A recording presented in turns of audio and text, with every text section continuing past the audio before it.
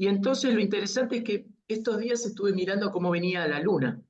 Entonces me van a decir que estoy enamorado. No, sin embargo, para esta festividad de la Pascua se utiliza la luna. Es decir, el 21 de marzo fue lo que se llama el equinoccio. Entonces, para acá es el de otoño, para el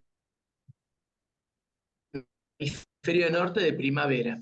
Domingo posterior a la primera luna llena después del equinoccio. Y después de haber fijado la fecha de la Pascua, se van a fijar todas las fechas de todas las otras festividades. O sea que la que rige es Pascua. ¿Por qué? Porque a los 50 días tenemos Pentecostés, después de Pentecostés tenemos Corpus Christi, tenemos Santísima Trinidad. Es decir, a partir de esta festividad de la Pascua, que es la central para nosotros, empieza también todo el calendario en base a tantos días a partir de la Pascua. Esto para empezar como la previa. Esto sucede en Cuaresma en general. Pero también tenemos el Domingo de Ramos. Cosa que quisiera preguntarle, ya que estamos, porque vamos a hacer una pequeña recorrida, no vamos a entrar en profundidad, pero sí como para ponernos en ambiente. El Domingo de Ramos, ustedes saben que, bueno, la Cuaresma es los últimos días de Jesús, la preparación de la Pascua, antes del Trido Sacro, y en este domingo en especial, el pueblo de Israel, cuando él ingresa a Jerusalén, recuerden también que lo raro es que siempre nos preguntaban, sobre todo en las catequesis, ¿por qué la gente iba a Jerusalén en esta época? Bueno, iban de todo Israel, de todos los alrededores, salvo de Samaria, que era un pueblo de origen hebreo, pero distinto, mal visto, eran los reinos del norte, pero muchos iban a Jerusalén porque para el judío también la fiesta era muy importante, la fiesta de la Pascua, donde se ofrecían los sacrificios de los corderos para la gente más pudiente y de los pichones para la gente menos pudiente. Entonces ahí se iba como en peregrinación. Y entonces Jesús va llegando a Jerusalén para el festejo de la Pascua y la gente lo vitorea y le da honores como si fuera el rey, la entrada del rey a Jerusalén, montado en una burra, que eso es lo que decía la tradición, y también, como en los alrededores de Jerusalén, porque ser el cultivo propio de la zona son los olivos, arrancaban ramas de olivos y hojas de palma, es decir, de palmera, y le hacían los vítores como la entrada triunfal del rey. La pregunta que uno se puede hacer, sin entrar en detalles, es una pregunta muy trivial, pero después una pregunta un poco más profunda. ¿Qué pasa si yo voy a la misa del Domingo de Ramos y no tengo un ramo de olivos? ¿Puedo llevar cualquiera? Esa es la más tonta. Pero la otra sería, ¿cómo puede ser que Jesús un domingo es proclamado como rey y 3 días después o 4 días después es crucificado? ¿Qué parece que les pasó a las personas? ¿Qué sintieron? ¿Qué vieron? ¿Qué les dijeron? ¿Por qué se dieron vuelta tan rápido? ¿Era porque tenía que pasar?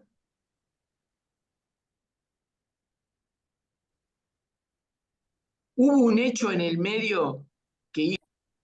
Primero vamos por la tonta, que no es muy importante, y después vamos por la otra pregunta. Desde mi perspectiva, digo, pues no necesariamente tiene que ser olivos ni una palma, sino cualquier rama, digamos. Recordemos que esa entrada está precedida por un acontecimiento que en estos días también la liturgia nos mostró, ¿no? Lo que había pasado era que Jesús había resucitado a Lázaro. Ese fue el motivo principal, digamos, ahí empieza como el final del Señor, digamos. Eso es lo que va a dar motivo a su condena.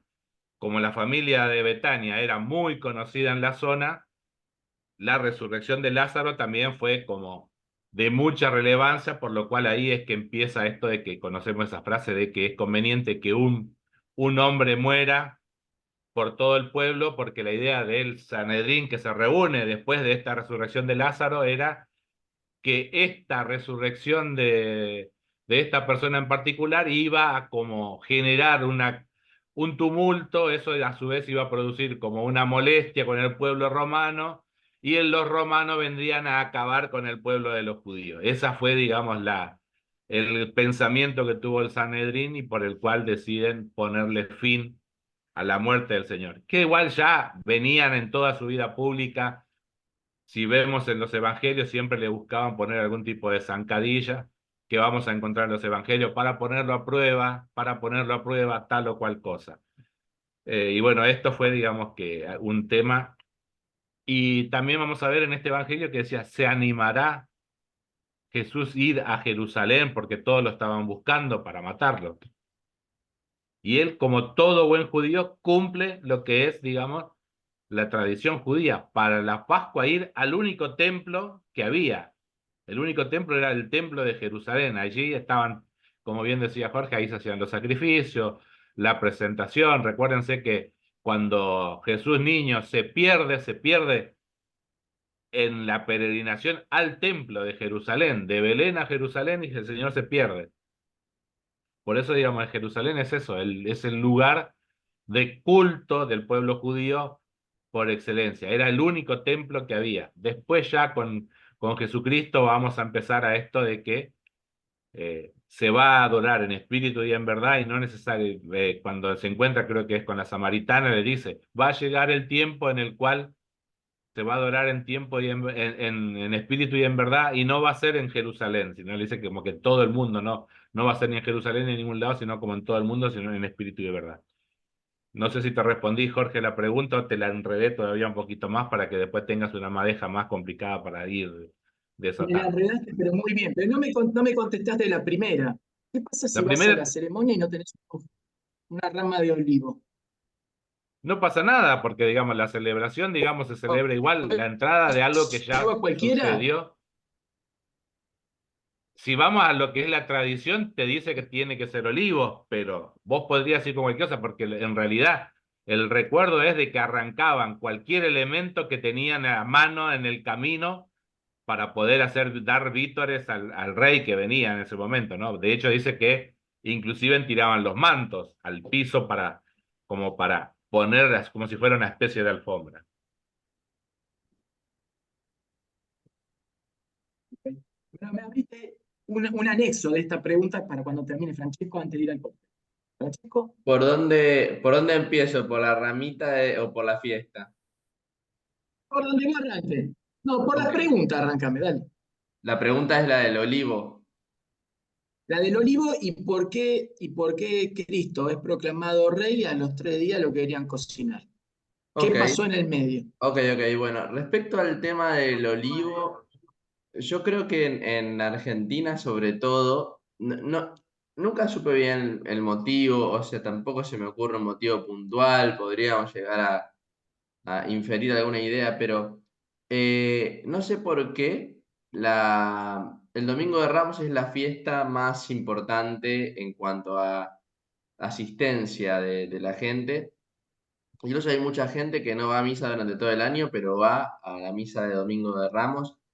Eh, o sea, mi opinión es que probablemente haya algo de cábala, algo de superstición acerca de justamente tener el ramito de olivo todos los años y colgarlo en la pared de tu casa y todo eso. Eh, y bueno, eso hace que sea una fiesta, creo yo, como tan, tan famosa, entre comillas, al menos acá en Buenos Aires, que incluso recuerdo que en las misas de Domingo de Ramos suele haber más gente que en Pascua y que en Navidad. Entonces es curioso, al menos curioso, ¿no? Yo creo que no pasa nada, no es pecado, digamos, digamos, no llevar o no tener el olivo, pero bueno, son estos pequeños símbolos que sí nos ayudan a tener a Dios presente, ¿no? En nuestra casa y en cada momento del día. Después, dos cosas más. Respecto al tema de la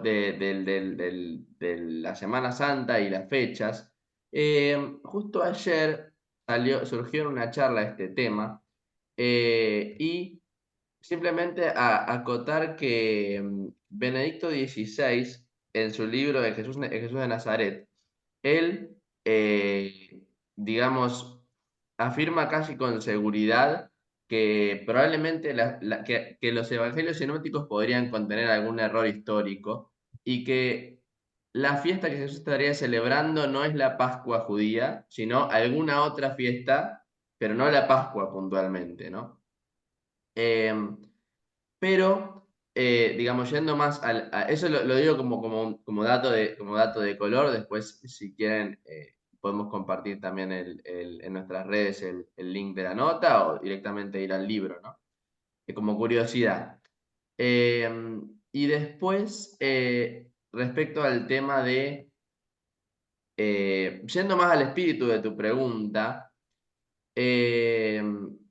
yo la verdad que no estoy no tengo una opinión muy formada al respecto de por qué cambió tanto la gente, ¿no? Yo creo que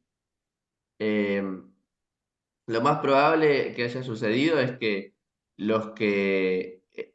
digamos, los que querían a Jesús muerto hayan sido más efusivos y más organizados, y los que les caía bien se hayan quedado callados, que es lo que suele pasar en el mundo habitualmente cuando hay injusticias, cuando hay, digamos, cosas que no son buenas.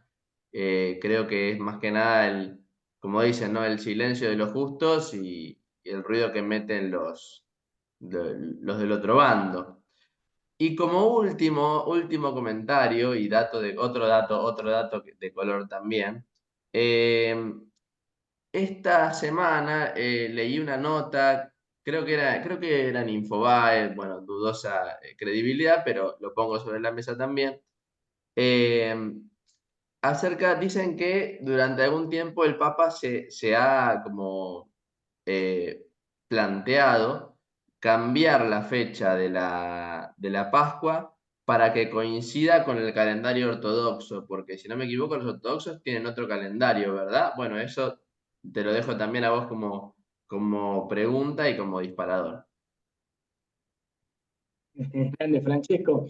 Bueno, yo les tiro otra pregunta, porque Luisito dijo algo acerca del templo, de que era importante, de que se iba ahí una vez por año, se iban a hacer, porque dijo, es el único donde se hacían los sacrificios.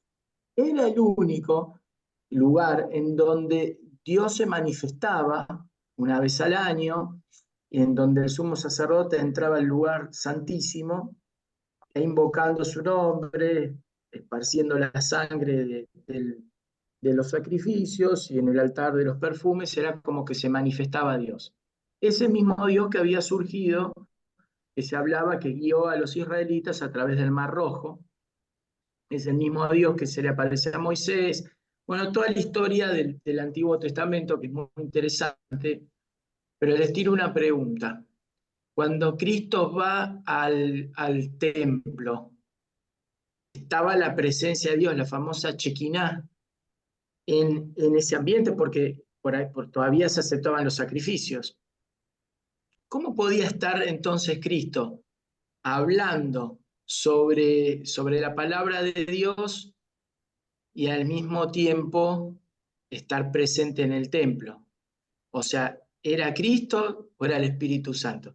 Yo algo de esto se lo planteé una vez, ¿te acordás? A Pili Pérez. Me dijo, bueno, no pensé todas esas cosas, vos entregate. Pero son cosas que a mí me llaman la atención. Y por ahí, gente como yo las piensa, y por ahí la duda hace que genere problemas. Entonces, si no lo sé, no lo sé, pero si lo sé, es fácil quizás aclararlo.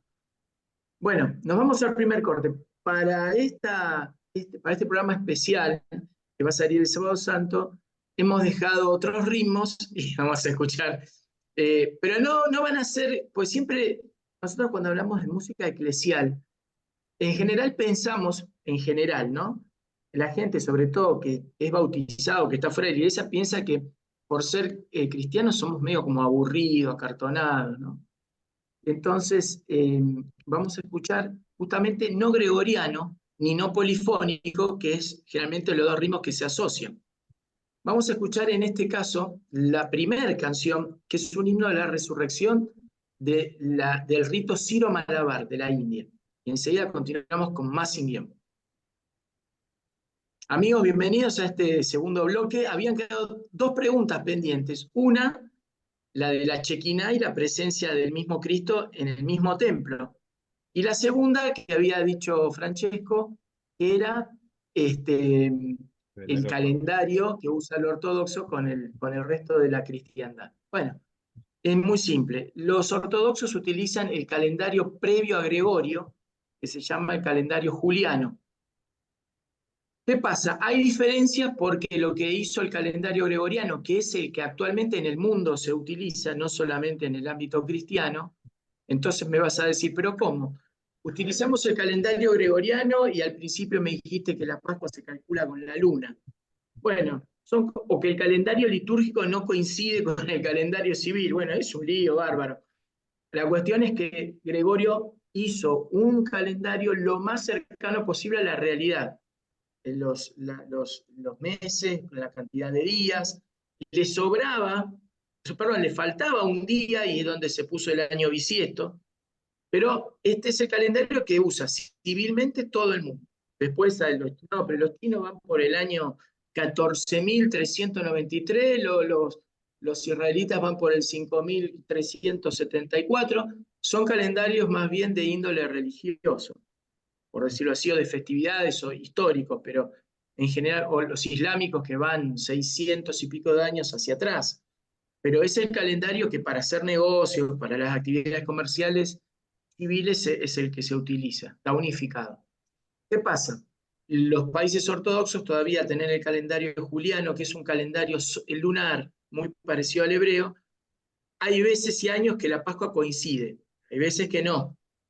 Entonces, como el calendario gregoriano fue instaurado por Roma, se dice no, nos quedamos con el juliano. Pero en la vida civil, el mundo ortodoxo, como en países occidentales, se rige por el calendario gregoriano, que son la misma cantidad de meses y días que nosotros estamos celebrando, la divisoria del semanal, la cantidad de horas en el día, bueno, eso para responderte. Y hay años que han tocado juntas las festividades, que es una grande alegría que se puedan celebrar. Pero bueno, yo creo que la unión del mundo ortodoxo y el católico va a ser solamente por el Espíritu Santo. El día que Él lo determine, va a ser lo que tenga que hacer. Humanamente, uno tiene que acercarse lo más posible, pero no creo que se hagan tantas concesiones para la unificación y que sea forzado. Sí que por lo menos haya respeto, sí que se mantenga un buen trato cordial, fraternal, que haya lazos, que haya esfuerzos humanos, sí. Y cuando eso pasa, el Espíritu Santo, en el momento en que Él lo precise, va a hacer todo lo posible para que esto suceda. Creo que va a ser inevitable. Pero algo más que dijiste vos, Francesco, muy interesante, de por qué el Domingo Ramos es el día de más concurrencia. Yo te voy a dar una respuesta que es típicamente subjetiva, pero triste. Yo creo que es el día que va más gente a la iglesia porque el resto de la semana se van todos de vacaciones. Y le importa tres pepinos lo que pasa el Tríodo Santo. Claro. Y estoy hablando de católicos, no estoy hablando de gente que no, porque si es gente atea o agnóstica, se puede ir de vacaciones cuando quiera porque no es relevante lo que sucede. Pero pareciera ser que es relevante y no es relevante para el propio católico. A mí me ha tocado años de no estar y no es lo mismo. Lamentablemente, como uno va a hacer otra actividad, pierde el sentido de la actividad que va a decir, no, pero yo me voy de vacaciones y donde estoy voy. No es lo mismo, porque ya tu finalidad de esas vacaciones no es vivir la Semana Santa, es descansar o salir con la familia. Estamos hablando de cosas lícitas, no estamos hablando de que uno se va de joda por ahí, ni nada.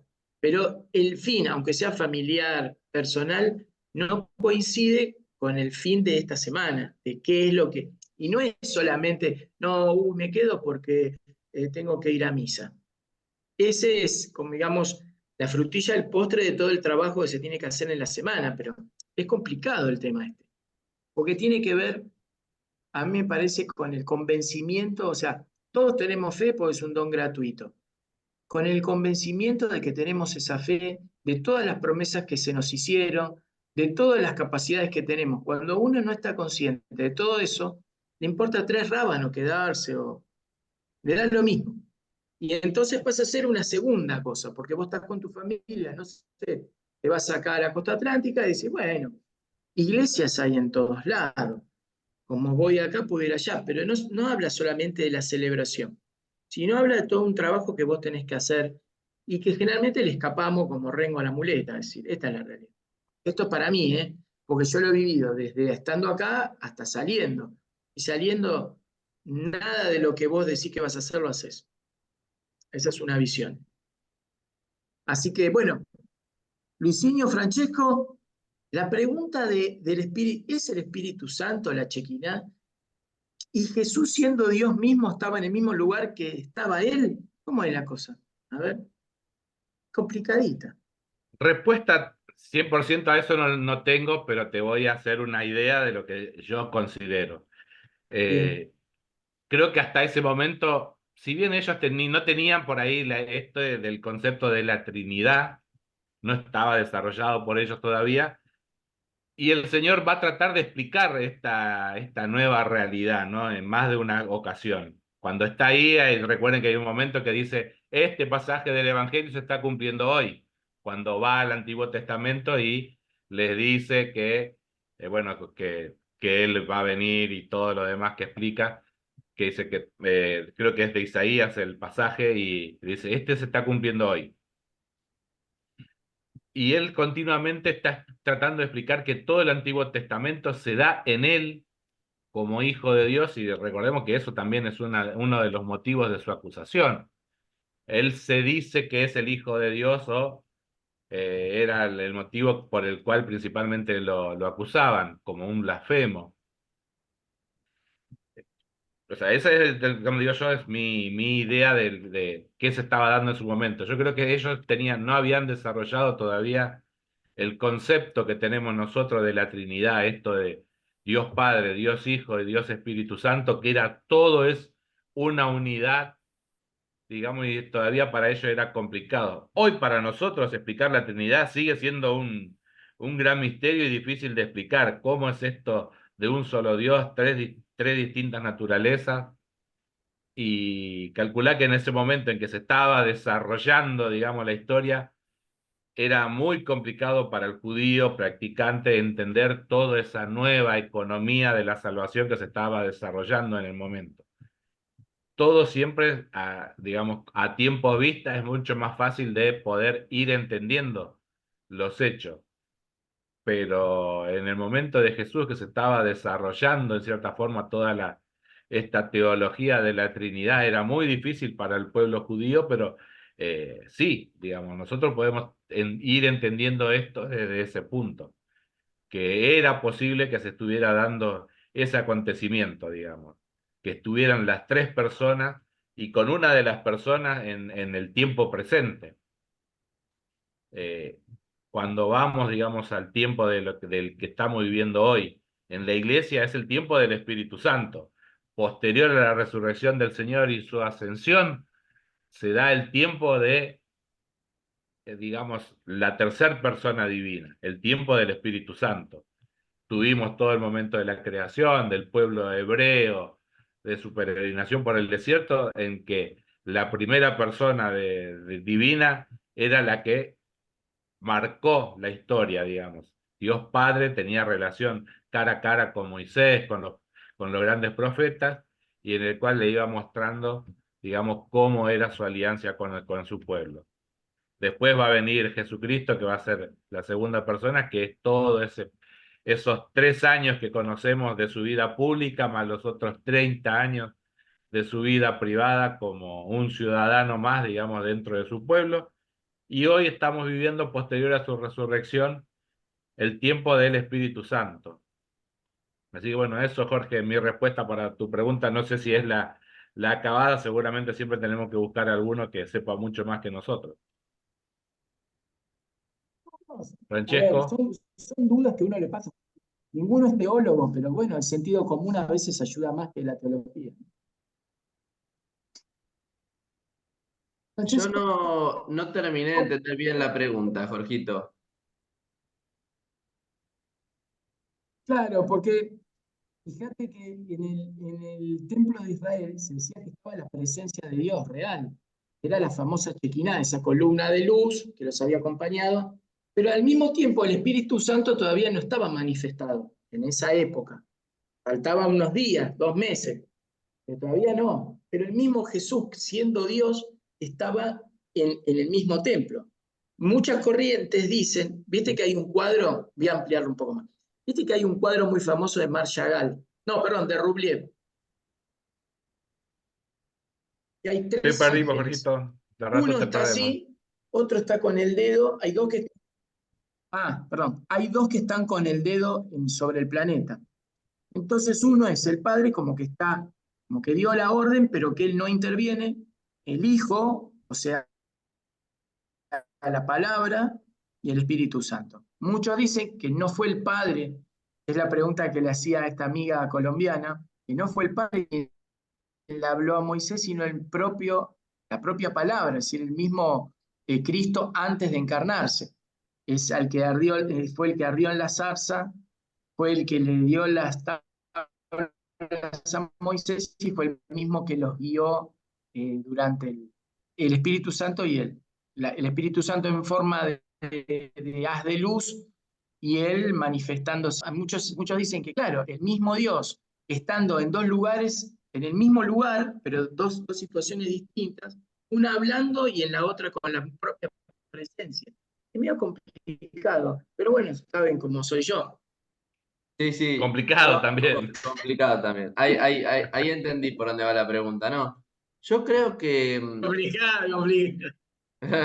yo creo que Dios, digamos, a lo largo de la historia de la salvación fue como poniendo una semilla digamos, de verdad a través de cómo se fue revelando a los hombres, incluso en el Antiguo Testamento. Lo que vos decís, digamos, creo que es una imagen perfectamente válida de lo que es la Trinidad y demostraría un poco, bueno, que es una realidad preexistente, ¿no? No que la Trinidad empezó a existir después de Pentecostés, sino que existía desde siempre. Y, digamos, para agregar, una de las cosas que a mí también más me llama la atención de la Biblia es, por ejemplo, otra imagen que yo puedo encontrar, es que en el Génesis Dios habla en plural. Entonces ya en el primer libro de la Biblia vemos que Dios habla no como si fuera una sola persona. Eh, y creo que eso es interesante porque nos habla de eso, ¿no? Tengo entendido que es porque viene de la palabra Elohim o Elohim, no sé cómo se pronuncia, que es una palabra plural, o sea que los hebreos también tenían esa palabra plural, y habla un poco para mí de eso, ¿no? Como de esa presencia de esa realidad que estaba como escondida, por así decirlo, hasta que Cristo nos la termina de revelar, pero que siempre estaba ahí. Sí, es así, como decimos, lo estaba pensando hace un rato que dice, hagamos, dice, al hombre a nuestra imagen. ¿Quiénes son el hagamos si estamos hablando de solo Dios Padre, ¿no?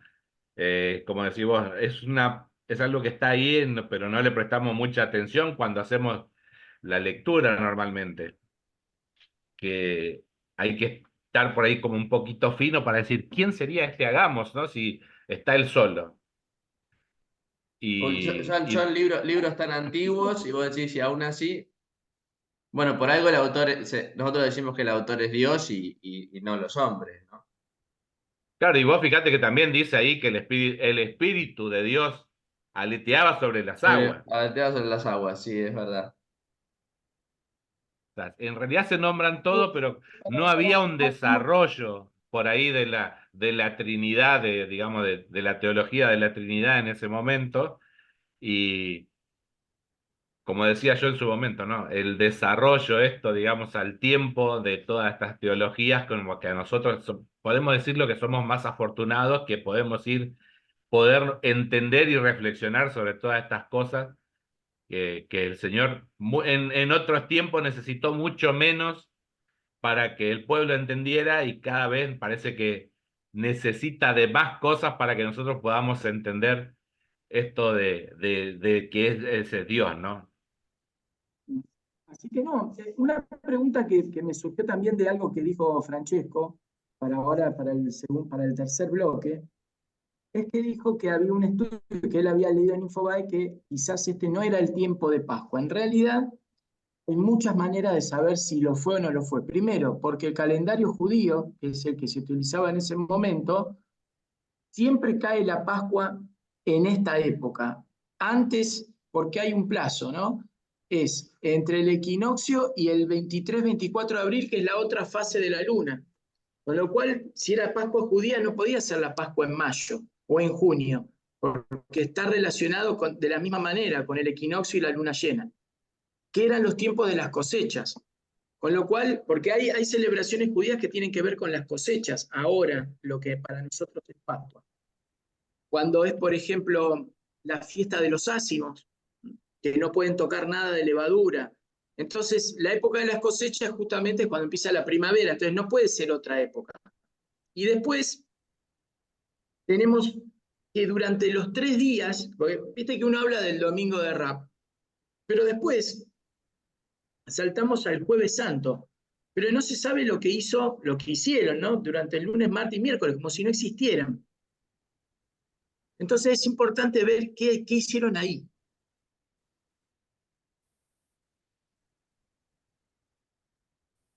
Te Ustedes saben perdimos, que el Jorge. templo tenía una puerta de cuerno en la otra vez. No, y ahí mejor. No, había una puerta en el templo que se llamaba Puerta de las Ovejas. La pregunta que uno se puede hacer es por qué en un templo había una puerta exclusivamente para ovejas. Entonces, bueno, eso vamos a tratarlo en el otro bloque. Y nos vamos a escuchar, porque se lo dejo como picando, el himno de la resurrección en cóptico egipcio. Para que hace rato que no escuchamos, que es un idioma, esto creo que está en inglés igualmente, pero hay partes en cóptico que es complicadísimo, pero muy lindo también de ver. Y en este momento que no la están pasando muy bien, es un pueblo muy, muy sufrido, el copto egipcio, por la opresión de las mayorías musulmanas. Así que por eso es lindo en esta época que cuando el Señor sucede la resurrección, que ese pueblo vuelva a estar donde siempre estuvo, porque antes fue cristiano Egipto. Así que enseguida volvemos con el tercer bloque. Amigos, tercer bloque de este programa 140 de Sin Guión. Estábamos hablando, haciendo un pequeño raconto de lo que sucede en Semana Santa, desde el Domingo de Ramos. Y habíamos dicho que el lunes, martes y miércoles son 3 días de misterio. Imagínense que, para tengamos una idea, el templo era un templo gigante, donde había un espacio para los gentiles, no judíos, para los judíos, para los levitas, para el sumo sacerdote. Estaba dividido, hombres y mujeres. El famoso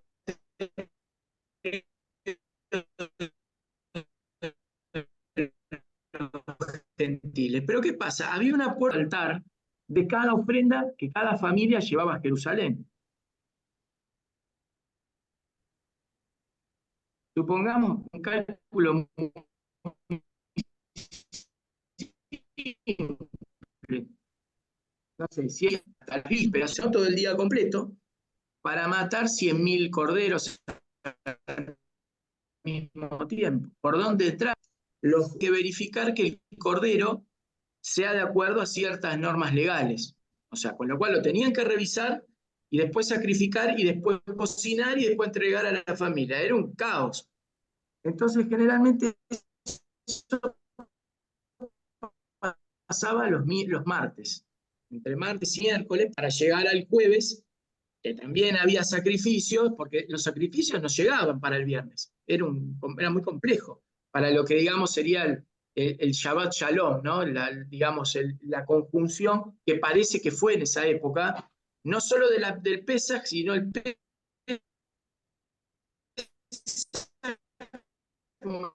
más el Shabbat. Con lo cual,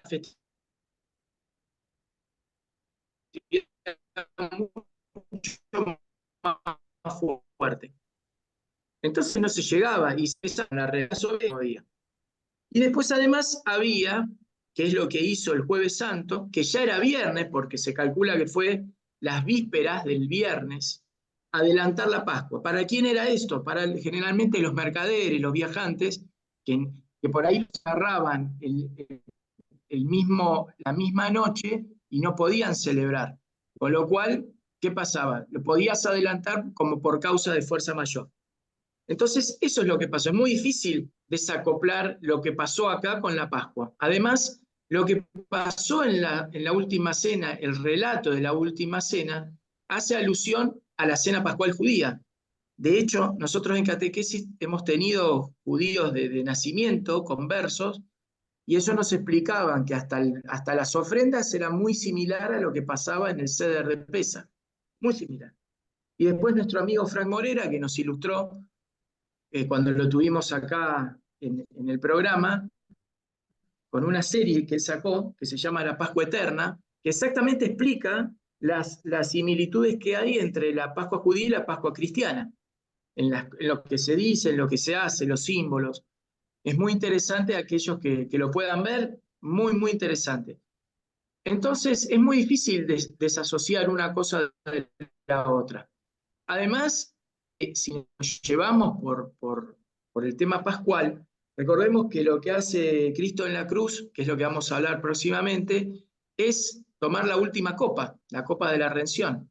No la última, pero sí la que importaba, porque es lo que vino a hacer él acá. La salvación, pero también la redención. Y esa copa hace alusión a la cena pascual judía, con lo cual es muy difícil decir qué hizo Cristo. Es más, los mismos evangelios así lo relatan. No es que se equivocaron, sino que están relatando que dice en anticipación o previo de la Pascua, por causa mayor, se celebró en un lugar alto. Eso es lo que dice. O sea, ya tratar de decir lo que no dice es complicado. Más complicado que la chequiná y la presencia del mismo Jesús en el templo. Y tratar de buscarle, ¿no es cierto?, las cosas más insólitas. Pero la diferencia es que nosotros cuando nos planteamos esto es en una clave de fe. Lo que se quiere hacer es, para mí, dudar la fe, es distinto. Es hacer dudar, decir, no, la iglesia impuso esto porque se le cantó por su poder. El amigo Juan José Benítez, el español, que ustedes saben que fue presente en una de estas apariciones de ovnis con el famoso peruano Sixto Paz Wells. Entonces él escribe un libro que dice, todo lo que te dijo la iglesia es toda mentira.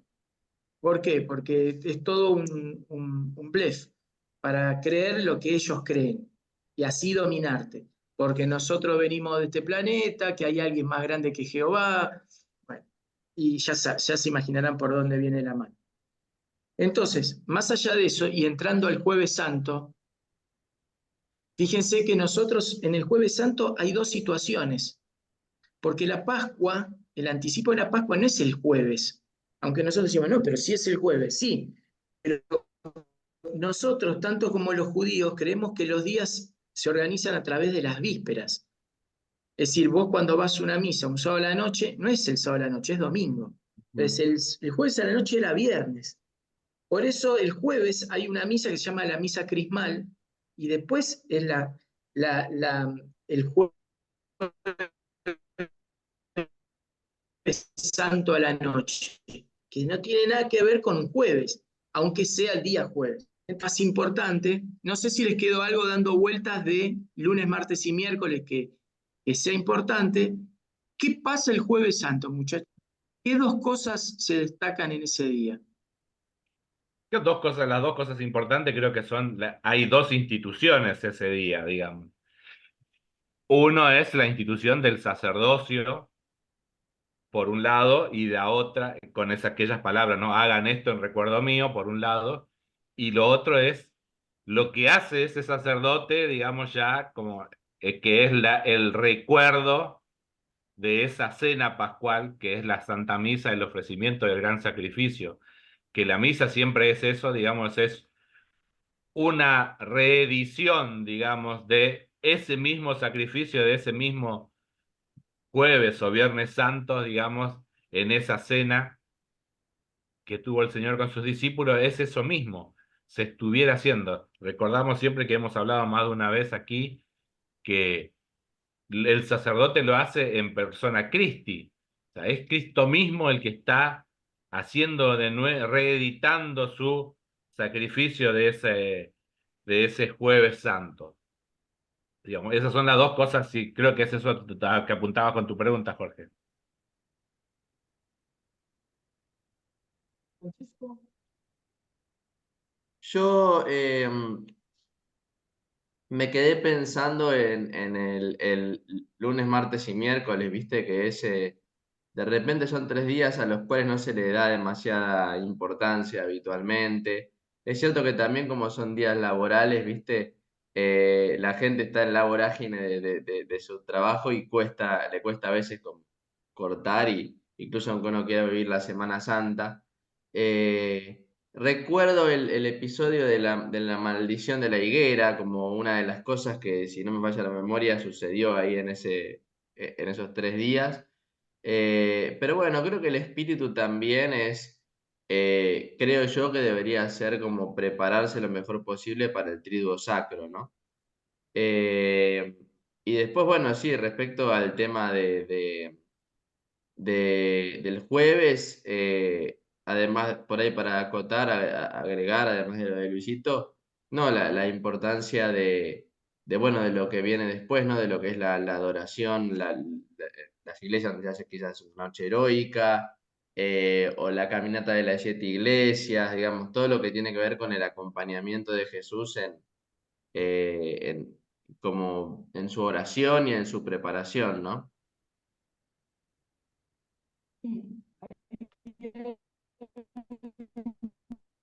Importante que sucede en la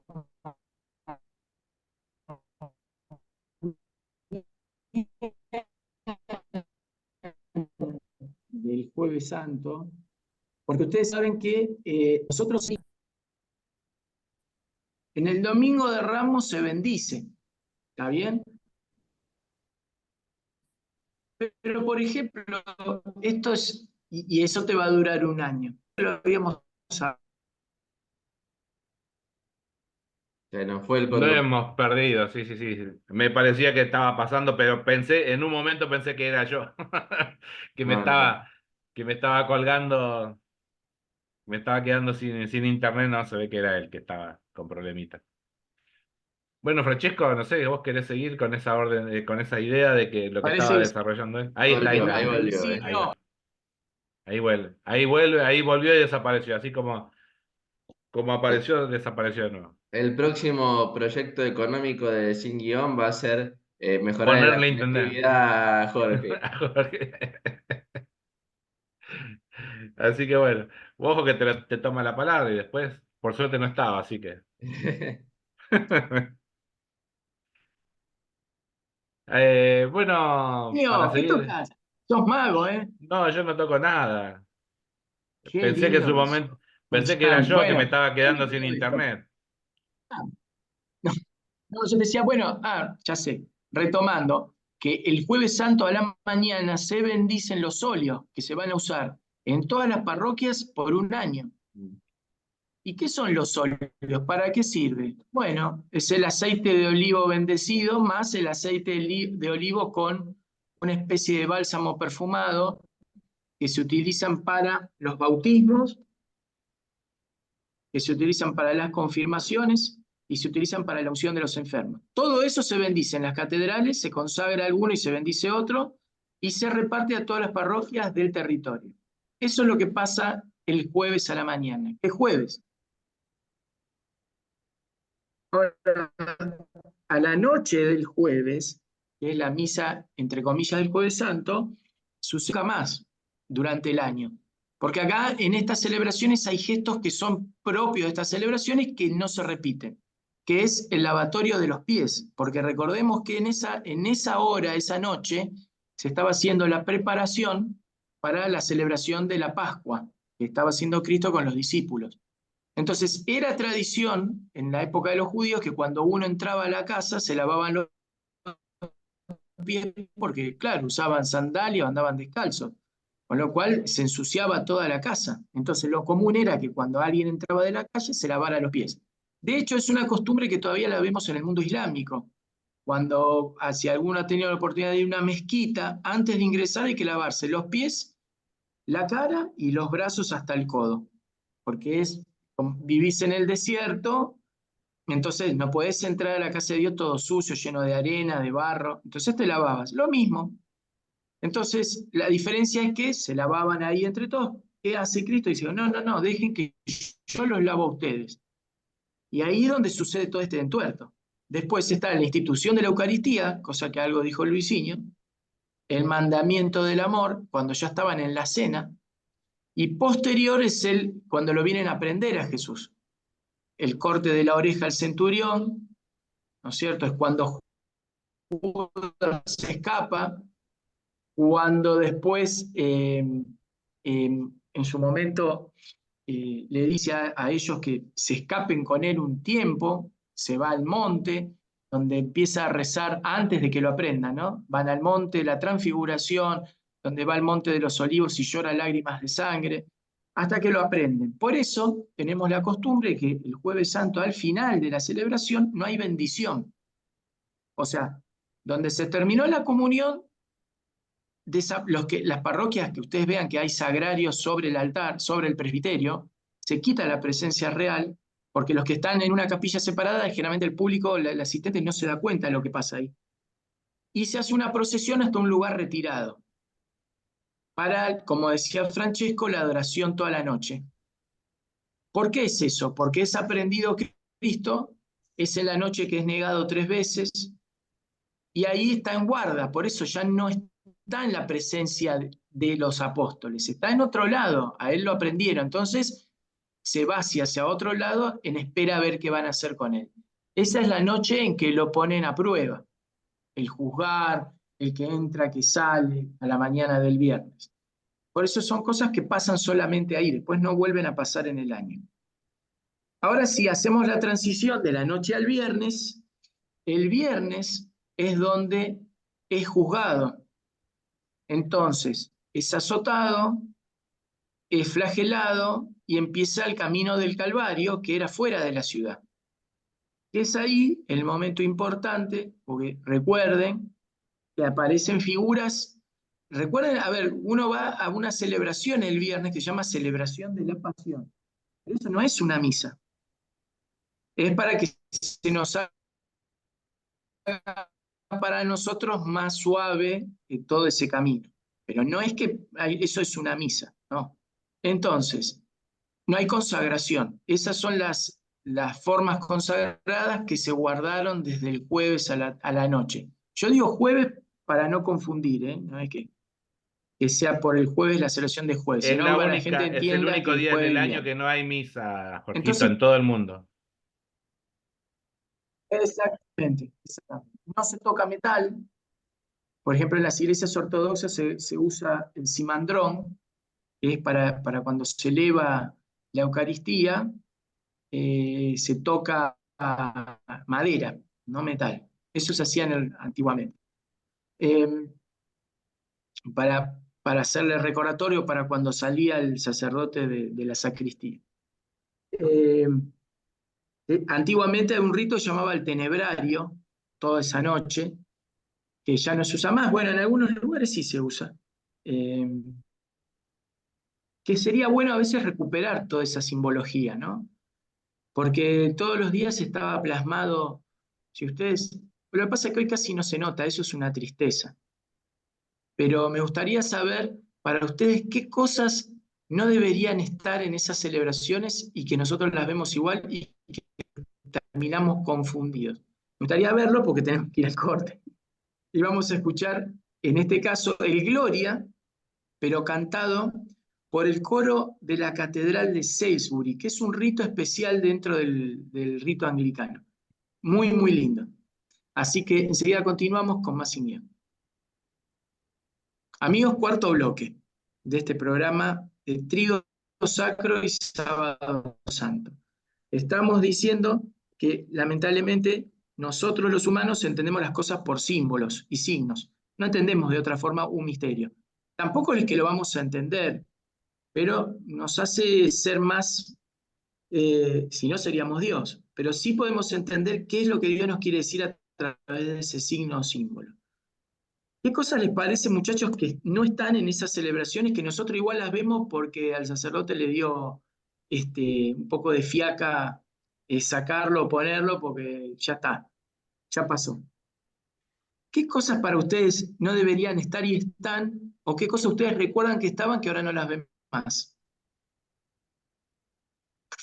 Bueno, para esta fiesta, digamos, es como bien decías vos, el tema de la presencia real del Señor en el sagrario es una de las cosas que no vemos. Antiguamente lo que se veía también, digamos, que se cubría, digamos, la cruz, digamos, donde estaba el Señor, el crucifijo, se tapaba la imagen del Señor con alguna tipo de sábana morada o algo parecido que tampoco se lo veía. Eh, yo eso en algunos lugares todavía lo sigo viendo, eso que se hace de esa forma, y recién el día sábado, digamos, se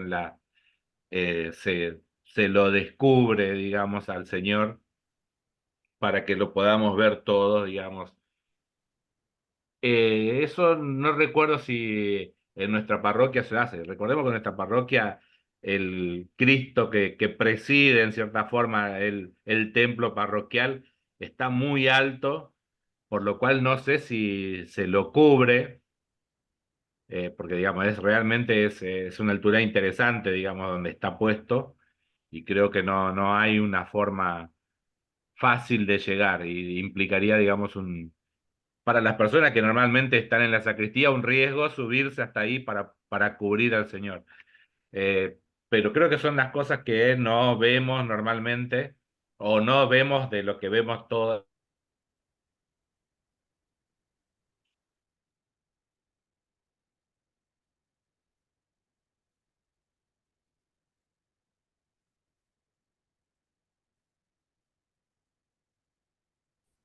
No es que no está ni siquiera cerrado, está con las puertitas abiertas para que podamos observar que adentro no hay nada.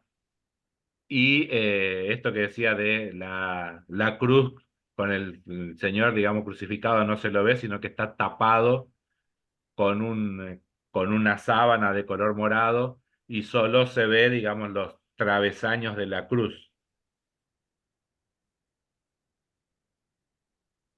No sé, ya ahí, hasta ahí llego yo, llega mi pobre conocimiento, Jorge. ¿Vos, Francisco?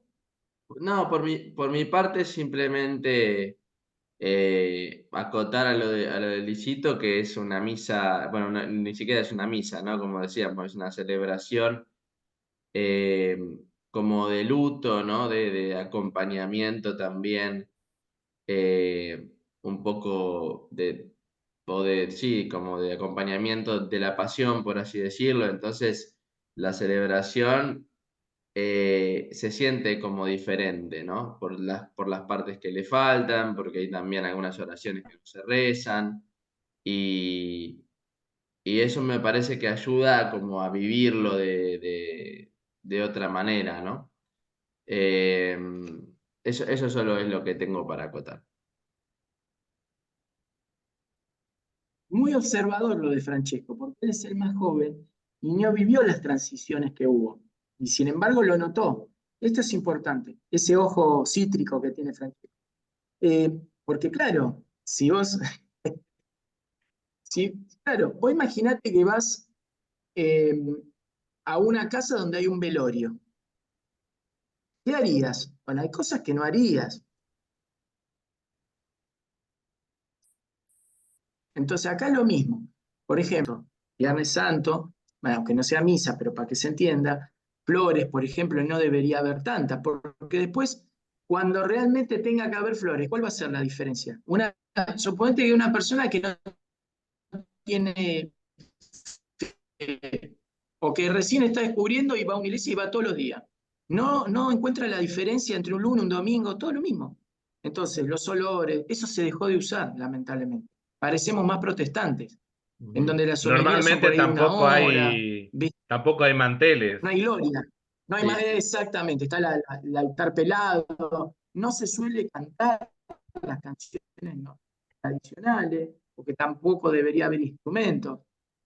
¿no? En esos momentos se hace más a capela, más otro tipo de canto. Entonces, la persona que no entiende nada, sí entiende. Es cuando vos aprendes un idioma. Si yo te hablo en otro idioma y estoy yo así en la pantalla, vos no vas a entender nada. Ahora, si yo te hablo en otro idioma y te muestro algo, lo vas a asociar.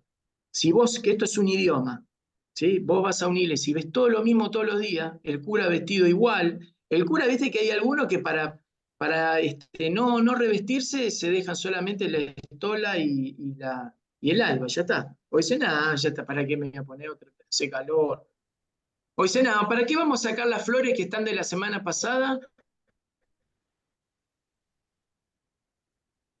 Se ponen feas, no importa, duran. Es decir, hay otros que ya no tienen custodias, otros que no tapan nada porque faltan paños.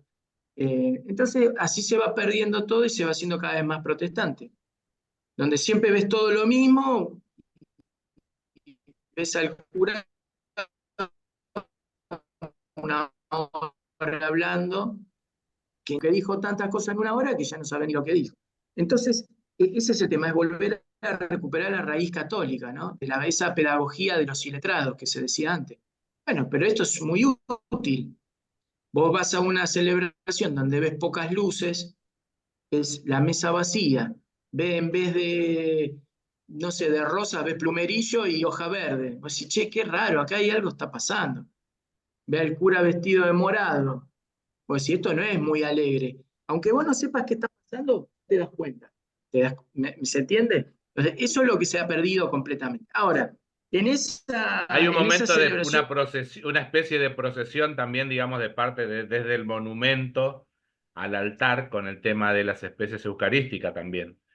Eso lo vamos a notar, o sea, al no estar en el sagrario, digamos, y al no haber consagración, la peregrinación no es de ofrecimiento del don en sí, sino que desde el monumento, que es el lugar donde estaba el Señor reservado, fuera del sagrario, donde estuvo toda la noche adorando el pueblo, digamos, hay una procesión, digamos, hacia el altar y ahí es el único momento en el cual se pone de nuevo como un mantel, digamos, para recibir, digamos, las especies ya consagradas y se va casi a la parte final, casi de toda la parte de la celebración eucarística, digamos, que se va a hacer casi ya hagan esto en memoria mía, este es el cuerpo, la sangre del Señor, y después viene la distribución, digamos, de las especies eucarísticas al pueblo.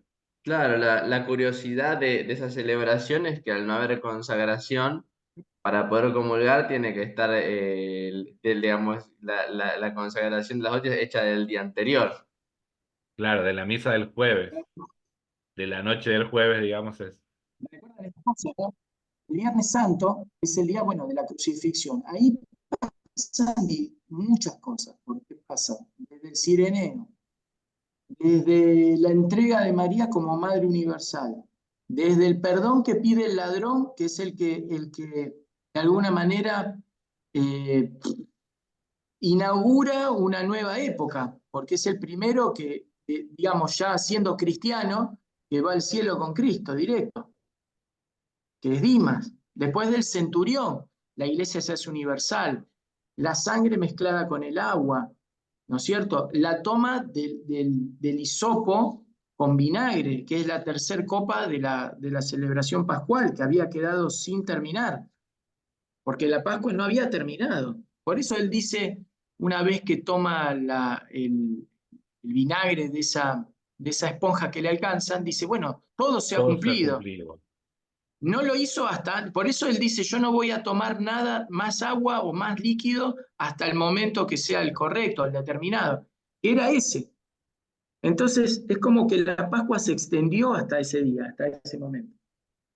Y entonces ahí pasa el otro gesto, la rotura del velo del templo, es decir, ya no estoy ahí, ¿no es cierto? Entonces eso pasa. Ustedes fíjense que en esa celebración de la pasión hay un hecho que no sucede nunca. Uno hace la genuflexión ante la presencia real de Cristo, que está en la Eucaristía, pero el Viernes Santo no está en la Eucaristía. ¿Y ante quién haces la genuflexión? Por única vez lo haces ante la cruz, que está en el altar. La cruz que viene tapada, ¿sí? Que es la misma cruz que después va a quedar expuesta, el sacerdote dice, este es el árbol de la cruz. Entonces ustedes fíjense que el pecado entró al mundo por el árbol de la ciencia del bien y del mal.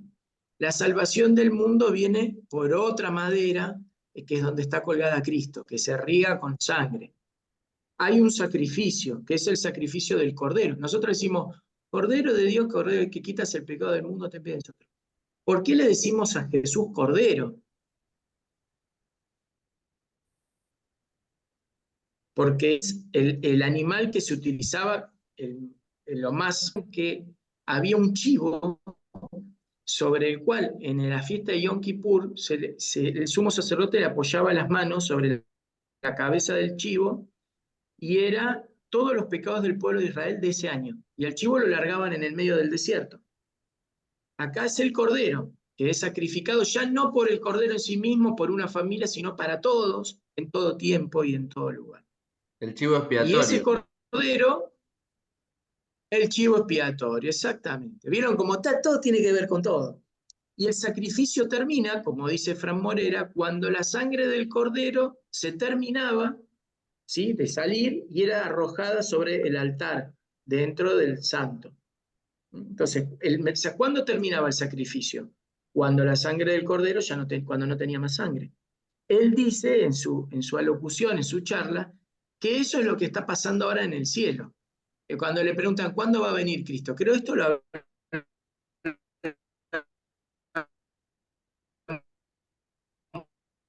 un montón de veces, incluso con él. Y él dice, cuando una copa gota de sangre. Entonces, cuando eso sucede, se terminó el sacrificio, Cristo sale del templo que está en el cielo y baja a la tierra. ¿Cuándo será eso? No se sabe. Por eso él dice que muchas veces María, en las apariciones, dice como que la copa está rebosante. Entonces, es muy interesante todo esto, pero si no nos vamos a ir para cualquier lado. El Viernes Santo ya no hay monumento, ya no hay lugar de adoración, queda una desolación. Y esto es muy importante porque el sábado santo es el día que menos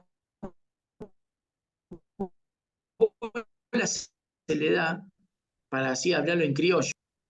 Para técnicos están los técnicos. Entonces, es el día en que la gente no sabe qué hacer, que generalmente es hasta el sábado a las vísperas, o sea, domingo. El sábado no hay nada, es un vacío, una desolación. ¿Por qué? Porque vos, en quien creíste que era Dios, no está. ¿Y ahora qué hacemos? Entonces los apóstoles, ¿qué hicieron? Miedo, a esconderse, porque no sabían qué iba a pasar. Nada. No tenían la menor idea de todo lo que había pasado antes, ni los años que habían convivido, nada. La única que supo qué es lo que iba a pasar era María. No se habla de José para esa época, no se sabe nada. La única que aparece en escena es María, que sí entiende lo que está pasando. Por eso es la que aviva a los apóstoles a que no se dispersen, a que no tengan miedo, que en las reuniones estaba. Es decir, la importancia en este caso de la madre y de las otras mujeres que son las que mantuvieron la fe. Los hombres habían sido mujeres, tanto María como María de Cleofás, que es la madre de otro apóstol. Eso es muy una postilla, algo muy interesante porque hay una charla del padre Toro, es muy, muy linda, en donde explica de quiénes son, porque habla de los hijos de María, entonces es muy linda, muy, muy entretenida. Pero en este caso, las son las que mantuvieron la fe. La Magdalena es a quien se le presenta el ángel, junto con María. María de Cleofás, que es nombrada ahí, que está al pie de la cruz también. Entonces, son las mujeres las que de alguna manera van a limpiar el cuerpo para enterrarlo. Los hombres estaban escondidos. Pero ¿qué pasa? Estamos en ese Viernes Santo, lo bajan de la cruz. Uno de los no discípulos, pero que era seguidor, que era judío del Sanedrín, José de Arimatea, dice, yo tengo un sepulcro que está vacío, lo pueden poner ahí. Los sepulcros no eran bajo tierra, generalmente el bajo tierra era cualquiera, los mejores eran entre una cueva en una roca, cavada en la roca y se tapaba. Y ahí empezó las dudas, porque se empezó a correr la idea de que se iba a resucitar. Entonces el Sanedrín dijo, no nos vamos a comer este sapo ahora, que si no vamos a perder. Ahí está la famosa rosca, ¿no? De por qué lo nombraron rey, después lo quisieron matar y después no quisieron que resucite. Era la rosca, hablaban entre ellos, no, porque si esto pasa, nos van a decir y nos van a venir a matar y se nos van a poner en contra en toda la rosca política. Era como si faltaba Maquiavelo para que escriba, ¿no? Uno ve su libro. Y entonces ahí pasa lo que pasa. Y al otro día ya lo vemos resucitado. Pero eso vamos a ir al otro bloque. No sé si algo quedó dando vuelta, muchachos, del Viernes Santo, antes de ir al bloque. No, Sábado Santo queda para el próximo bloque. Sábado Santo y ya lo que es vigilia. Sí, simplemente me gustaría acotar que habitualmente el Sábado Santo también se utiliza como, o sea, la parte previa de la vigilia, ¿no? Se suele utilizar como para acompañar a María en sus dolores, en su dolor y todo. Y recuerdo que en nuestra parroquia en Betania también habitualmente se rezaba un rosario especial que le llamaban el Rosario de los 7 Dolores, que en lugar de tener 5 misterios de 10 Ave Marías, eran 7 de 7, o sea, De 49 Ave Marías. Era como un rosario especial. Nada, ese recuerdo, ese dato. Francesco, por qué la iglesia dice que el sábado es el día dedicado a María? Vieron que en las misas, los sábados siguientes, está la misa de María, hay un misal, un leccionario de las misas de sábado dedicadas a María. ¿Se entiende por qué se instaura el sábado como día de María? ¿Por el Sábado Santo o no? Y claro, y sí. O sea, vieron que todo tiene que ver con todo, no hay en esta cosa de iglesia genial, porque no quedó nada librado al azar, está todo unido. Muchas veces lo que da bronca es que del mismo clero, lo bueno que hicieron lo quieran romper.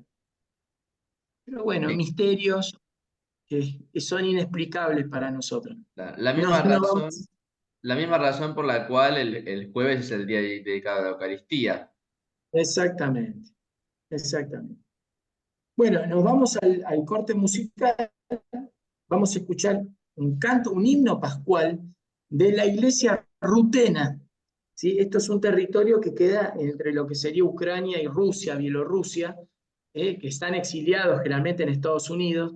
Muy, muy hermoso y enseguida continuamos con más himno. Son bizantinos. Amigos, ya no me acuerdo del bloque, pero sí sé que nos toca Sábado Santo y quinto bloque y vigilia. Bueno, muchas cosas suceden en este Sábado Santo que para mucha gente es el preludio de que el domingo se tienen que volver de las vacaciones. En este año particular, acá en Argentina, nos toca feriado hasta el martes, con lo cual no va a haber el apuro de armar los bolsos, ni ir a visitar cosas raras, ni nada. Bueno, cosas que pasan. Es un día, yo pienso, donde hay que hacer hincapié en nuestra propia fe. Para mí, esto lo hablo por mí, antes de hablar de la vigilia. Porque es el día en que no pasa nada. Entonces, ¿qué vamos a explicar si no hay nada? El altar está desnudo, lo único que hay una cruz, no hay Eucaristía, no hay nada, no hay signos. Es como decir, che, ustedes fracasaron. Esa es la sensación. La sensación es de fracaso. A quien seguías murió, no vino, te dejó solo. Todo lo que se te burlan, todo lo que vos creías no existe, es toda una ilusión. Yo creo que el Sábado Santo es la respuesta a muchos de los que quieren decir que todo esto no existe. Que es holístico, que existe el multiverso, que no sé, que es toda una ilusión, que nos quieren hacer creer, las conspiraciones. Todo eso, para mí, se termina el Sábado Santo.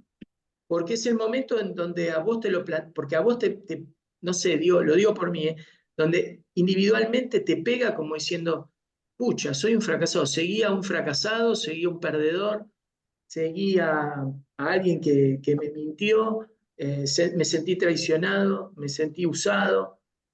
Entonces cualquiera puede tener razón. Si no existiría la vigilia pascual, es lo que realmente hubiera pasado. Entonces, ahí es el día para mí de la fe individual, donde uno, o por lo menos me pasa a mí, donde yo tengo que tratar de renovar la fe, porque si no la renuevo ahí, ¿a dónde la voy a renovar? En donde vos tenés que, por eso es un día de recogimiento, de paz. Sobre todo, ustedes fíjense que son celebraciones comunitarias y ese sábado santo no existe la comunidad, está todo roto, todo hecho pelota. Entonces es momento en donde uno, que también vos como persona vas viviendo todos estos episodios de esta semana y vos también te la picota y decir, bueno, ¿qué estoy haciendo yo? ¿Qué estoy haciendo con mi vida, con mi fe, con mi familia, con todo? Si uno no hace ese ejercicio, es al divino cuento todo esto. Y se te olvidó todo lo que hiciste antes. Entonces, es un sábado para pensar en nuestra fe, para el fortalecimiento, para los que venimos flojos, darle un empujón, para entender muchas de estas burlas, escuchás cosas como la que dijo Francesco en el primer bloque, que todo lo quieren minimizar, que todo no existió, que todos son unos idólatras. Bueno, todas esas cosas que nos vienen diciendo que uno va viviendo es el momento de replantearlas a la luz del individuo. Ya no hay comunidad, ya se rompió todo, ya cada uno está escondido en su casa. Si no hubiera sido por la fe, si no hubiera sido por la fe, no hubiera existido nada de todo esto. Y esa fe es la que surge de esa noche. Muy bien. Y lo que pasa después, como dijimos que para nosotros el día comienza con la primera estrella, el día litúrgico, como las vísperas, o digamos la salida de la luna, de la primera estrella, como igual que los judíos, lo que se celebra la noche del sábado no es sábado, es domingo. Y ahí es donde sucede la vigilia pascual. Por eso antiguamente se celebraba cerca de las 12 de la noche. La vigilia pascual, porque se decía que al cruzar el umbral de las 12 ya era el otro día. Sin embargo, con el tema de tomar la forma judía del día litúrgico, ya para nosotros la resurrección, aunque sea a las 10 de la noche, ya es domingo. Y en esa misa pasan muchísimas cosas que no se vuelven a repetir en ninguna otra misa del año.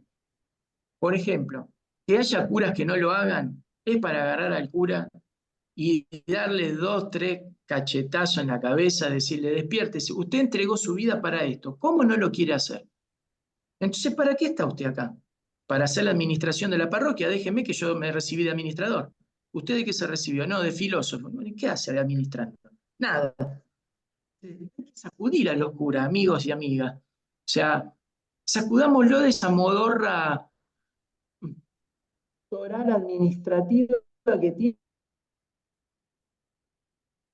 que no terminan haciendo nada, por lo cual se entrega a dormir rápido. No, a los que vivan en parroquia, que tengan un cura así, primero oremos por esos fieles que tienen que soportar a ese cura y a su harén de seguidores, ¿no? No haciendo nada y prohibiendo que gente se pueda redimir, y sacúdanlo al cura. Vamos, gente, agárrenlo de la sotana, bueno, agárrenlo del jean y de la remera, sacúdanle la cabeza a ver si se le inflama la neurona y vuelve a sus raíces. Que si se quiere hacer protestante, que deje el clero y se vaya como pastor. Porque ¿para qué queremos que haya un pastor cuando tenemos un cura?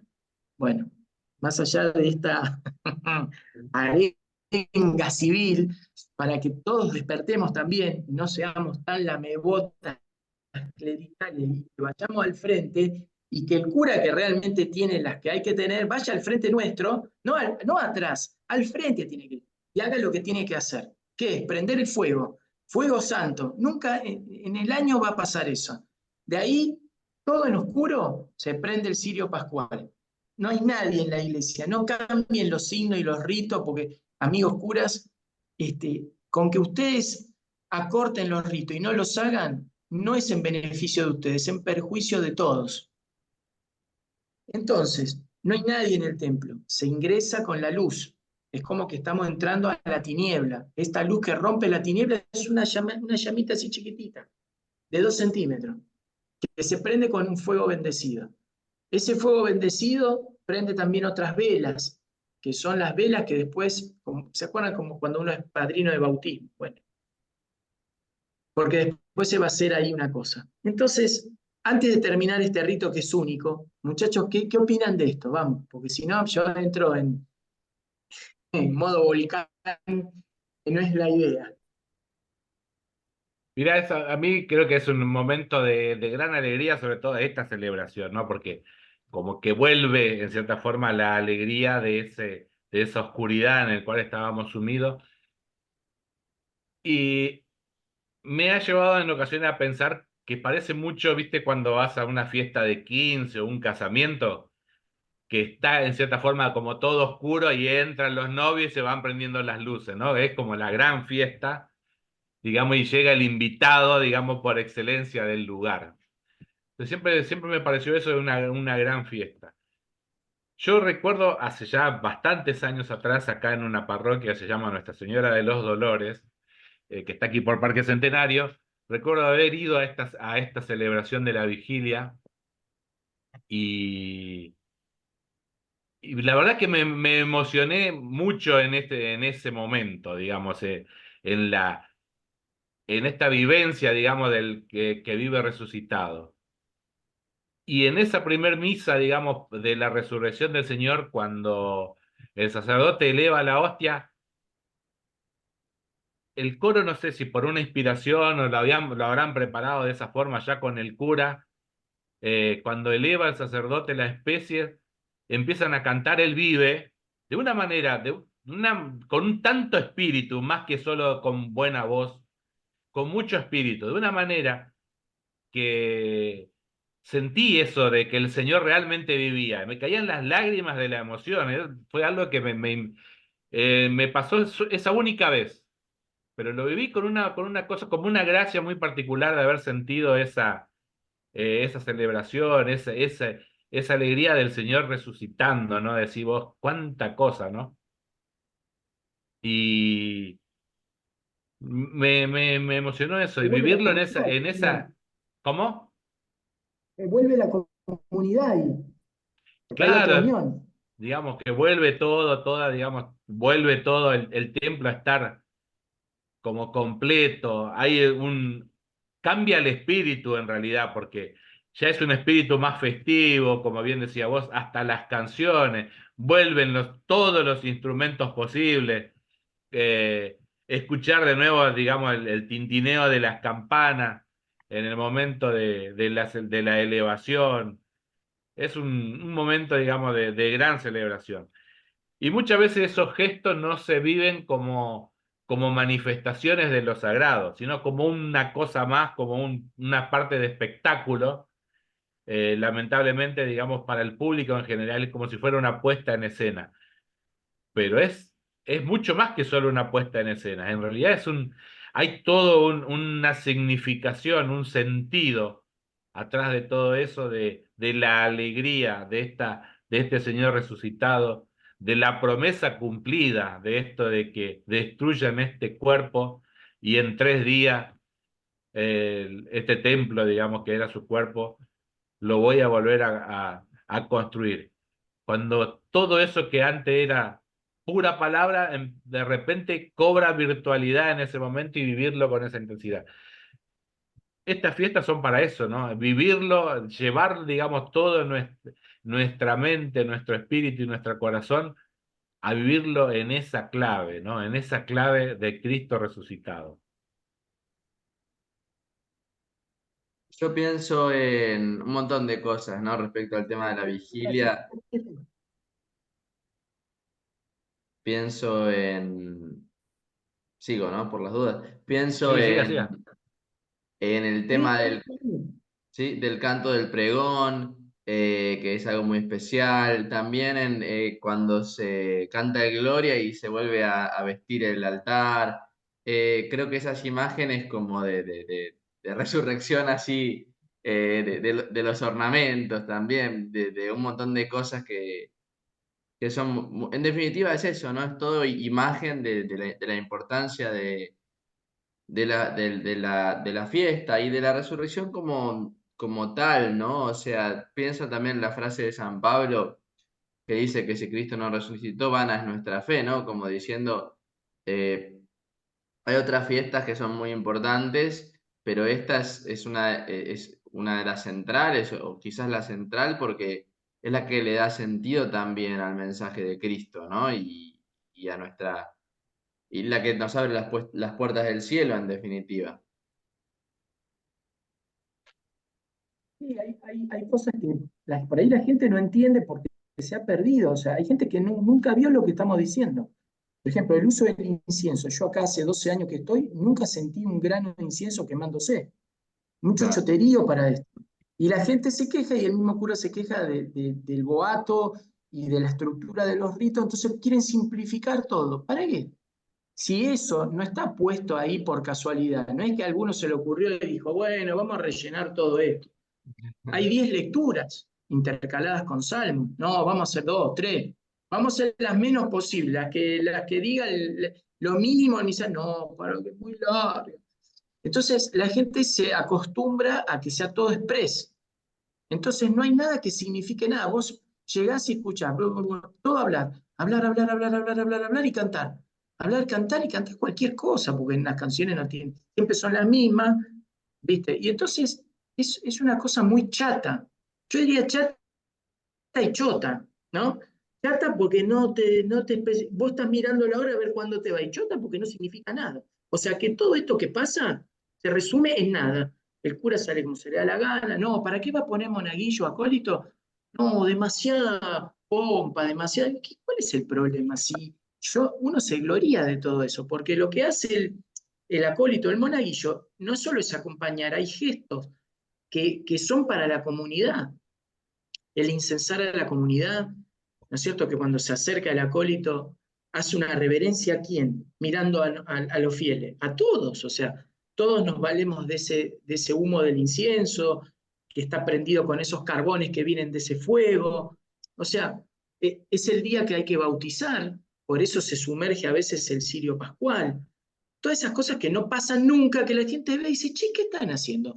Mojando la vela, pero estos son locos. O sea, nadie le explica por qué pasa eso, ¿no? Bañando una vela, como bautizando una vela.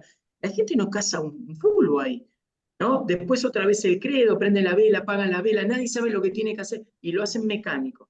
Entonces el cura dice, no, para yo ponerme a explicar todo esto, prefiero no hacerlo.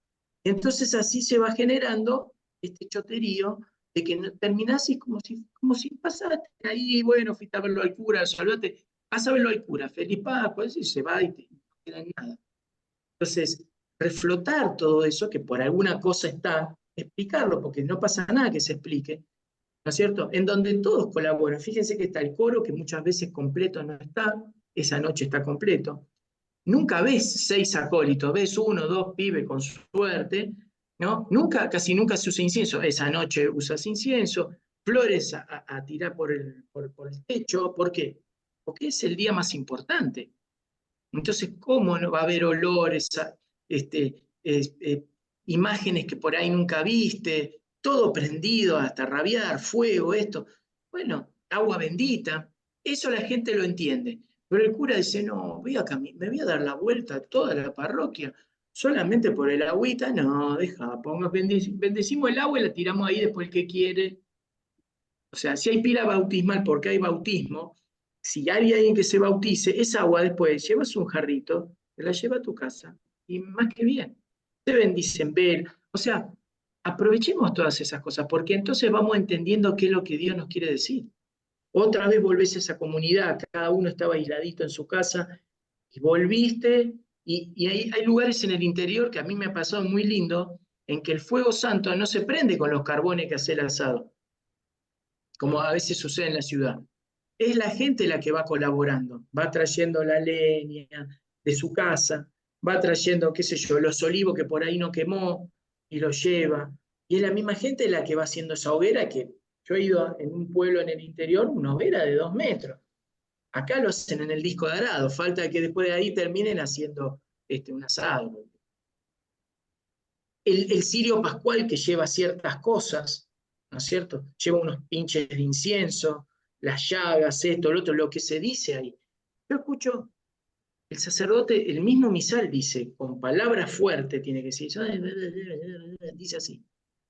Las palabras que dice el sacerdote cuando va asignando, lo va marcando al cirio, te pone la piel de gallina estando ahí al lado.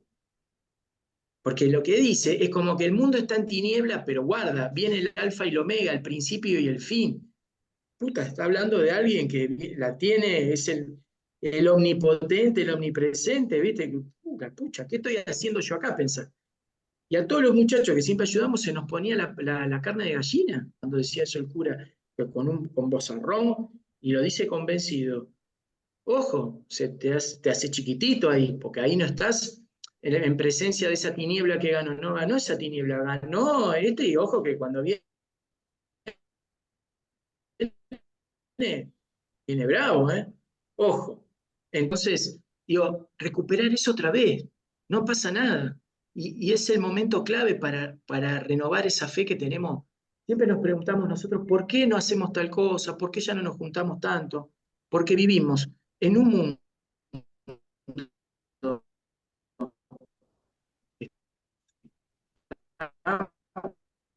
complicado y en una iglesia que está tan complicada como el mundo. Está choto el caso, pero salís sin nada. O sea, vas vos y salís vos fortalecido, pero ves que no hay comunidad, ves que no pasa nada, ves que el cura no quiere mover el avispero y a mí me pone de la cabeza. Que solamente se piense en juntar guita, que solamente, ¿se entiende? O sea, hemos perdido, y por eso después que los movimientos eclesiales han perdido fuerza, porque hemos perdido la fe. Y en eso han colaborado todos. Primero uno mismo y después todo lo que está alrededor, que ha hecho todo lo posible para minimizar nuestra fe, para que la terminemos perdiendo. Entonces depende de nosotros y nuestra unión, si en esta parroquia no y nadie te da bola, anda a otra, movete.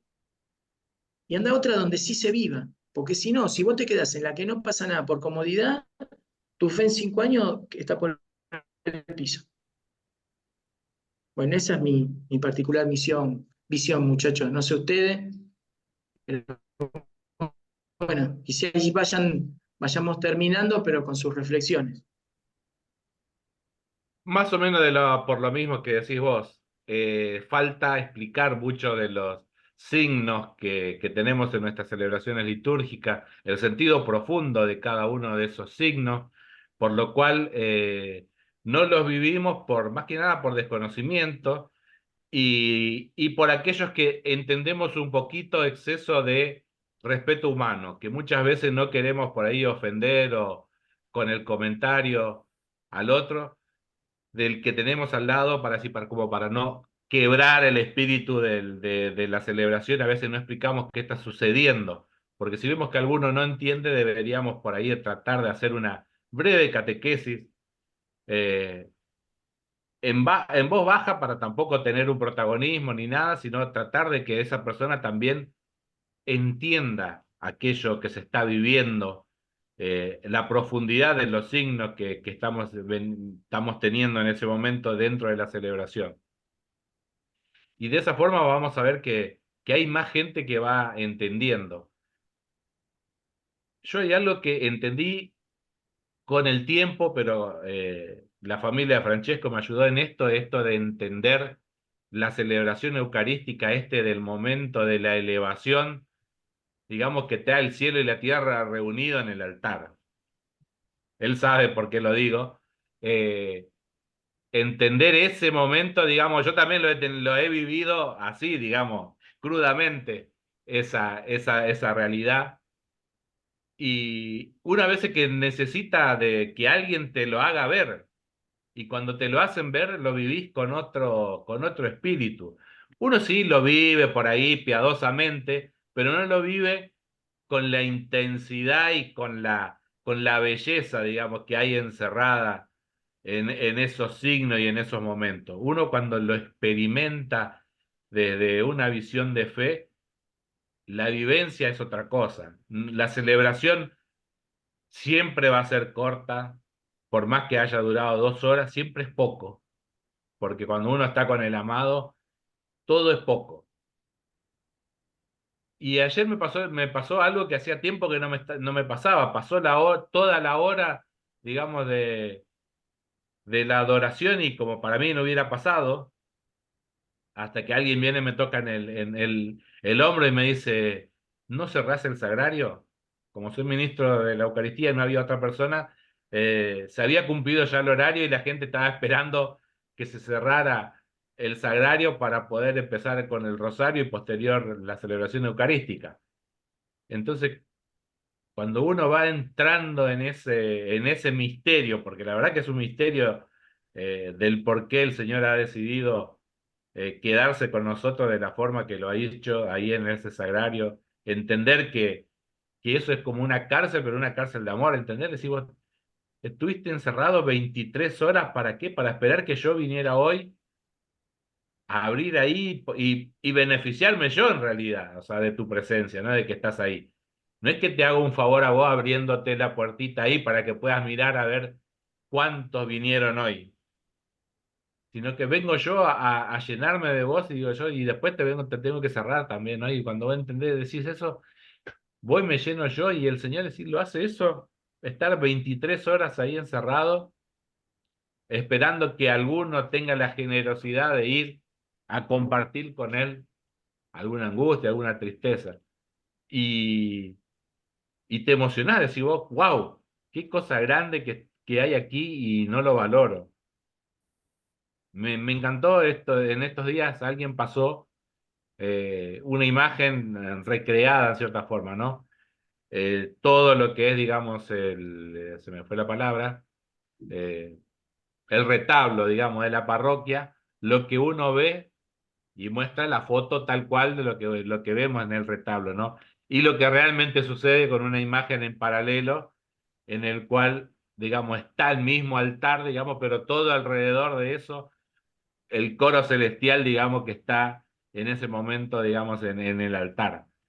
La verdad que hay cosas que uno no lo puede dimensionar o no lo vive en esa magnitud. Por eso por ahí, como un gesto más en esta Pascua de Resurrección, es que cuando estemos en la vigilia, si vemos que alguno está como impaciente o algo, tratemos de explicarle, más allá de su impaciencia, lo, lo magnífico que está sucediendo. Que así sean 2 horas de celebración litúrgica, que lo trate de vivir con gran amor, así como el amor que nos manifestó nuestro Maestro al morir por nosotros en una cruz, y como bien decía Francesco, ¿no? Que, como dice el apóstol, que si Jesús no ha resucitado, vana es nuestra fe, por lo cual vivirlo con esa intensidad, ¿no? De que estamos ahí reafirmando nuestra fe, que ahí el credo ese que estamos recitando en todas las misas se está cumpliendo, como dijo el Señor, ¿no? Esto estamos leyendo ahora se está cumpliendo ahora. Entender eso, que murió y resucitó por nosotros. Bueno, sí, por mi parte, cerrar también con esa idea, me gusta la idea esa de la importancia de los signos, de los símbolos, digamos, creo que también lo que nosotros como católicos, como decía Jorgito, ¿no? Para cuidar todas las formas, tenemos que entenderlas, ¿no? Tomarnos el trabajo de estudiar, de preguntar o de formarnos, de charlar acerca de, bueno, por qué se usan ciertos ornamentos, por qué es cuándo se usa o por qué el incienso o no, y tantas otras cosas que parecen triviales, pero que son parte que hacen a la celebración de la fe, ¿no? Y por otro lado, una imagen interesante respecto a por qué yo creo que hay que guardar las formas. En el Antiguo Testamento, em, o mejor dicho, a partir del Antiguo Testamento en adelante, la forma de adorar a Dios no era solamente algo, o sea, no era algo que decidían los hombres. la forma de adorar a Dios era Dios el que la ponía. Era Dios el que le decía, le dijo a Abraham, bueno, poné el altar así y asá, a Moisés, a todos los patriarcas, siempre fue Dios el que les decía cómo hacerlo. Porque el acto de adoración es para Dios, entonces no es una, y es digamos, para la mayor gloria de Dios y para recibir su gracia. No es algo que sale de internamente del hombre porque somos muy buenos y creativos. Entonces, creo que si, no es que yo esté en contra de la creatividad en general, pero en las celebraciones litúrgicas, si hay una forma, si hay un sentido, es porque Dios inspiró esas formas en la iglesia. Y es importante respetarlas, porque si buscamos agradar a Dios y tenemos una forma de hacer las cosas, bueno, entonces aprovechémosla, porque tiene todo un sentido, ¿no? Entonces, eso como idea, eh, como para, bueno, darle fuerza un poco a lo que decía Jorgito. Y por último, sí, la idea, me quedo también con la idea de la resurrección, ¿no? De que esa vigilia y esa misa de Pascua sea también la imagen de nuestro futuro para la eternidad, ¿no? En definitiva, es a lo que todos queremos llegar y la resurrección de Cristo nos da la esperanza de poder resucitar nosotros también. Creo que ese es con lo que yo quiero cerrar. Perfecto, perfecto. Es así. Es más, no importa que, a ver, porque muchos te van a correr, sí, pero lo importante es el sacramento. El sacramento es válido a pesar de no ser todo esto. Sí, es cierto que es válido, pero calculá que la gente que está ahí muchas veces ni sabe si es válido o no válido, no sabe si en qué condiciones, no condiciones. Ya lo saben 2 o 3 personas. Entonces, tiene que ser un conjunto, porque es como dice Francesco, como Dios quiere, no como para agradar a la gente. De hecho, una de las cosas que eso sería, para hablar de otro programa, la protestantización de los ritos católicos, ¿no? Antes vos mirabas, no estabas de espalda a la gente, estabas de cara a Dios. Ahora estás mirando a la gente. O sea, como que si la gente hubiera tomado un protagonismo que no es que antes no tenía, pero si vos le vas, se tergiversó algunas cosas. Pero bueno, eso harina de otro costal. Les decíamos entonces desde acá de Sin Guión, gente amiga, que tengan unas felices Pascuas, que realmente puedan mirar en su interior en estos días, sobre todo este sábado santo, y puedan vivir una resurrección, no solo del Señor que sabemos que pasa, sino una resurrección del Señor en nosotros. Eso es lo que les decíamos desde acá. Y nos vamos a ir con este tema, que es el Gloria, cantado en suajili en el rito zairano congoleño, uno de los ritos de la Iglesia Católica menos conocidos, pero muy alegre. Y uno de los temas, ya les digo, que me va a quedar una pregunta pendiente posterior a la Pascua, para el próximo programa, es para que la vayan pensando. ¿Por qué, si estamos tan contentos con la resurrección, por qué a los católicos siempre se nos dice que tenemos cara de Viernes Santo? Un abrazo para todos, muchas bendiciones. Chau.